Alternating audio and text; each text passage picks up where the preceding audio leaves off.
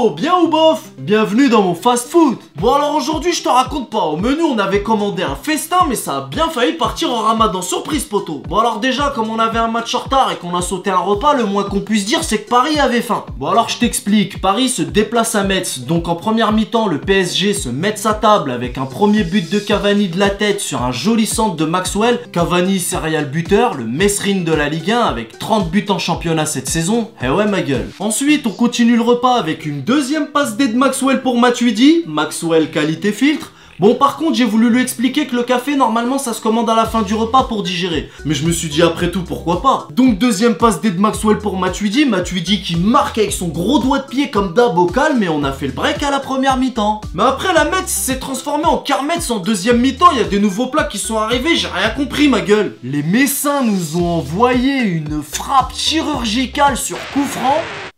J'étais pas prêt poto. Bon j'étais encore confiant à ce moment là, tranquille. Mais après c'est Diabaté qui nous a buté là. J'étais pas bien et quand le deuxième coup franc pour Metz a touché la barre, là j'ai bien cru que c'était la fin des Haribo. J'étais au bout de ma saison. En plus de ça, Verratti s'est tellement fait prendre un sandwich qu'il a failli finir en panini 4 fromages. Mais heureusement que chez nous il y a des mecs qui ont la dalle. Dans les arrêts de jeu, Matuidi il avait encore faim poto. Le mec il a même pas demandé du rab, non, il a carrément sorti un steak de son front. Me demande pas comment il l'a fait c'est tout. Matuidi après un but du gros doigt de pied, il marque avec son front. Donc sans surprise, l'homme du match c'est Matuidi Jaro. Donc voilà, la Metz est dite. Les Messins attendaient le Messi, mais les joueurs du PSG ont gâché la Carmetz. Donc on prend les 3 points avec 8 victimes d'affilée, on y croit jusqu'à la fin. Parisiens ou rien, c'est nous les kings. Voilà, c'est tout pour aujourd'hui. Je vous donne rendez-vous très prochainement pour un nouveau big match de Paris. On connaît les bails. Salut!